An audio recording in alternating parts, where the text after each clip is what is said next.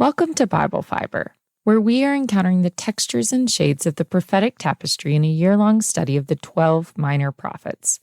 I am Shelley Neese, president of the Jerusalem Connection, a Christian organization devoted to sharing the story of the people of Israel, both ancient and modern. This week we are reading Zechariah 13. When the people saw the pierced figure of chapter 12, the nation erupted in mourning and repentance. Chapter 13 provides God's reaction to those heartfelt cries. As a symbol of his forgiveness, God graciously provides a spring to cleanse the royal family and all of Jerusalem's inhabitants of their sins and impurities. Just as the mourning was communal, so will be the cleansing. The verse reads, "On that day a fountain shall be opened for the house of David and the inhabitants of Jerusalem, to cleanse them from sin and impurity." Sin in Hebrew is hattāt, and it means moral failings. Impurity is nidda, and it's physical defilement from contact with unclean things. By God's grace, the fountain of cleansing purifies both and brings fulfillment to the spiritual revival that started in the previous chapter. Purity rituals were and still are essential to the Jewish faith. The rituals described in Leviticus 12 through 15 and Numbers 19 are not purposefully hygienic acts, even if they have a public health benefit like the requirement to ritually cleanse after childbirth or self-isolate after contact with a dead body. The rituals are instead symbolic, kinetic ways for humans to declare their purification. Only once impure people have participated in the cleansing rituals can they re-enter the community of Yahweh and participate in sacrificial worship. In Zechariah, with the purifying of the people, also comes the cleansing of the land. To protect the restored relationship between Yahweh and his people, Yahweh will purge Judah of all forms of residual idolatry and false prophecy. Those two things brought on the corruption and loss of faith in the pre-exilic community, and God does not want the returnees going down that road again. Yahweh says, "I will cut off the names of the idols from the land, so that they shall be remembered no more. And also I will remove from the land the prophets and the unclean spirit." Cultic pillars and statues are exposed for their emptiness, when they are detached from the names and origin stories once associated with them. God was describing a day when even the names of pagan gods would be forgotten. Indeed, who still prays to Baal, Chemosh, Dagon, or Marduk? Most people either have no faith or faith in the one true God, but polytheism as a practice has mostly faded out and monotheism won. Thomas Cahill, in his book, The Gift of the Jews, writes, "Because of their unique belief, monotheism, the Jews were able to give us the great whole, a unified universe that makes sense, and that because of its evident superiority as a worldview, completely overwhelms the warring and contradictory phenomena of polytheism." While the problem of idolatry was mostly eradicated in the post-exilic community, false prophecy persisted, even if it was not as bad as the situation in Jeremiah's day when false prophets drowned out the true prophets. We know false prophecy continued in the Persian period because Nehemiah complains about them. Nehemiah describes a scheme where the false prophet Shemaiah was paid off by Sanballat and Tobiah to act as a double agent. Shemaiah lied to Nehemiah about an assassination attempt on his life, and he tried to convince Nehemiah to hide in the temple sanctuary. Trespassing into the part of the sanctuary reserved for priests would have discredited Nehemiah in the eyes of the people. Nehemiah did not fall for the plot, but the story exposes the sickness of prophets for hire. Zechariah calls for a ban on false prophets. In his oracle, the community will take the ban so seriously that even if a false prophet is found out, his own parents will stab him to death. Zeal against lying prophets overwhelms even a parent's love. Zechariah is following the prescription of Deuteronomy. The laws of Deuteronomy dictate that false prophets who try and lure the people away from God with their own dreams and visions should be stoned to death. To illustrate God's complete prohibition against false prophecy, Zechariah describes a hypothetical situation where a false prophet tries to conceal his past identity to avoid the death penalty. He gets rid of his uniform, lies about his scars, and invents a different profession. The uniform of the prophet was apparently a garment made of hair. Zechariah says the false prophets will be so ashamed of their visions that they will not put on a hairy mantle. The prophet Elijah famously wore a garment of hair. When Elijah passed his prophetic authority to Elisha, he did so by wrapping him in his distinct mantle. Both Elijah and Elisha held the mantle when they miraculously parted the river Jordan. False prophets were probably trying to imitate Elijah and Elisha. Wearing a hairy garment was an easy way for the impostors to deceive the people by dressing the part. In Zechariah's hypothetical scenario, the false prophet invents a cover story. If someone recognizes him as a prophet, he lies and says he is a farmer. Zechariah has him stretching the lie even further. He says, "I'm no prophet. I'm a tiller of the soil, for the land has been my possession since my youth." In the scenario, the false prophet has an anonymous accuser. The accuser asks, "But what are these wounds on your chest?" Apparently, the prophet, in part of an ecstatic ceremony, cut and harmed his own body, and the scars remain. The best biblical example of the bloody religious rites so common in the ancient Near East is when Elijah challenged the prophets of Baal on Mount Carmel to see whose God would send rain. When the Baal prophets received no response after their sacrifice and dancing, they lacerated themselves with swords. Judah's false prophets must have imitated the ecstasy of pagan prophets, even though Yahweh forbids self-harm. His answer to the question is ambiguous and exposes his sense of shame. The false prophet says, "The wounds I received in the house of my friends." The prophet scenario is suddenly interrupted by a fresh oracle from the Lord. In verse 7, the mood shifts from the funny narrative of the lying prophet to a somber death poem. The shift is drastic, both in form and content. God loudly commands a sword to wake up and strike a shepherd. "Awake, O sword, against my shepherd, against the man who is my associate." This command is difficult to interpret in its context. God is allowing or even commanding the attack on the shepherd.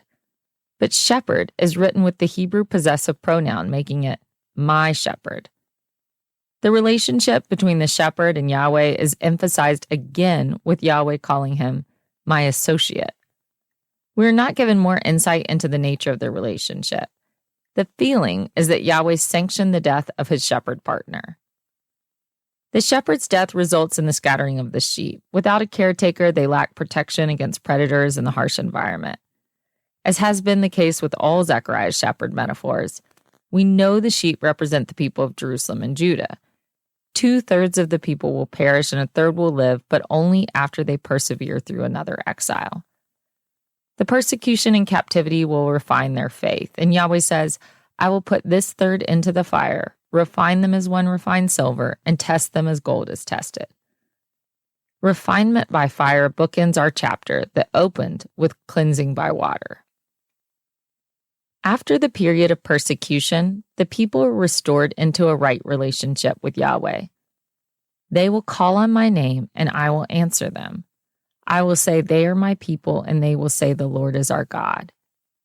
The image of God calling upon his people and their answering him wholeheartedly is the climatic resolution and the tension that has been running through the last unit of Zechariah. For Zechariah's audience, the message was heavy. After all, they were supposed to be the prophesied remnant, the ones who survived exile and returned to rebuild. Now, Zechariah is kicking the blessing can down the road. He's building a new remnant theology for future survivors of another exile. The shepherd motif is the unifying link between the last 6 chapters of Zechariah. Shepherd metaphors most commonly lend themselves to positive descriptions of leaders carrying out their duties as shepherds who provide for and protect their flock. Shepherd units are brought in and out at regular intervals, with each shepherd scene getting progressively more severe. In chapter 10, corrupt shepherd leaders are disposed and Yahweh takes the leadership role himself. In chapter 11, Zechariah is appointed as good shepherd, but the people reject him. As a result, a foolish shepherd leader leads the people to their own destruction. String together these 2 shepherd themes, and Zechariah seems to be saying the sheep are to blame for their own fate, not the shepherd's buyers or sellers. In Zechariah 12, the prophet introduces a pierced figure who is not described as a shepherd, but it seems like he is the same as the stabbed shepherd in chapter 13. Only with the death of the stabbed shepherd did the people see their own guilt, mourn, repent, and ultimately receive forgiveness. All blame is removed with the cleansing fountain and refining fire. The identity of the shepherds is never clearly laid out, other than Zechariah's role play. The pierced figure of 12:10 was not referred to as a shepherd, but many scholars naturally connect the one whom they have pierced with the stabbed shepherd in chapter 13. In neither case does Zechariah say outright that the shepherd was killed. However, if the two are the same, the level of mourning in chapter 12 points to a death. If the pierced figure and the stabbed shepherd are the same, the outcome of the death is explained differently in chapter 12 and 13. When people accept moral responsibility for the pierced figure's death, they are redeemed in their admission of guilt. When the shepherd is stabbed, the sheep are scattered. Peace is not immediate in coming, but instead they must go through an extended period of persecution. I've mentioned in previous episodes that Zechariah heavily relies on the pre-exilic prophets. The identity of Zechariah's pierced figure in chapter 12 and the stabbed shepherd in chapter 13 sound very similar to Isaiah 53's suffering servant. Isaiah said, "But he was wounded for our transgressions, crushed for our iniquities. Upon him was the punishment that made us whole, and by his bruises we are healed." Zechariah's prophecies in 12 and 13 echo Isaiah's suffering servant. If Zechariah's audience picked up on the allusion, they would have understood that the message retained the hope of salvation. Have Zechariah's prophecies about the stabbed shepherd been fulfilled? Plenty of New Testament commentaries interpret Zechariah 13 as fulfilled in the events that played out in Jerusalem in the first century. If Jesus is identified as the stabbed shepherd, Yahweh's associate, then the first century Jews of Jerusalem were those sheep scattered shortly after the shepherd's death. In 70 CE, 40 years after Jesus' death, General Titus and the 4 Roman legions eliminated the Jewish armies, breached the city walls with battering rams, and slaughtered the old city's defenders and set fire to the temple. The Jews who stayed to fight were mostly enslaved or killed over the next several decades of revolt. The majority of Jews fled all over the Mediterranean world and Roman Empire, becoming the permanent diaspora. I would caution against this connection of Zechariah 13 with the Jewish-Roman War, though. As a rule of thumb, we interpret the prophets in their own historical and cultural context. When the New Testament shows us that there is another dimension to the prophecy, one fulfilled in the life and death of Jesus, then we read the Hebrew prophets through that lens. But if the New Testament does not give us license to do so, then it's a good idea to resist the temptation. Although Christians can make the prophecy fit nicely into the events that took place after Jesus' death and resurrection, Jesus interpreted Zechariah's prophecy differently. In 3 of the Gospels, Jesus quotes Zechariah 13:7. At the Mount of Olives the night before Jesus was crucified, he quotes Zechariah and identifies himself as the stabbed shepherd and his disciples as the scattered sheep. Jesus said, "This very night you will all fall away on account of me, for it is written, I will strike the shepherd, and the sheep of the flock will be scattered." In the Gospel of John, the dialogue also incorporates Zechariah 13's promise of peace on the other side of persecution. Jesus tells his disciples, "The hour is coming, indeed it has come, when you will be scattered, each one to his home, and you will leave me alone. Yet I am not alone, because the Father is with me. I have said this to you so that in me you may have peace, and in the world you face persecution, but take courage, because I have conquered the world." The messages of Zechariah and Jesus are the same. They do not promise protection from exile or persecution. In fact, both guarantee difficult times. What Zechariah and Jesus promise is the reward of faith that has been refined by fire. Join me next week reading Zechariah 14, the last chapter. Thank you for listening, and please continue to participate in this Bible reading challenge. For all of the biblical references each week, please see the show transcript on our blog or by signing up for our emails at thejerusalemconnection.us. I don't say all the references in the podcast, but they're all in the transcript.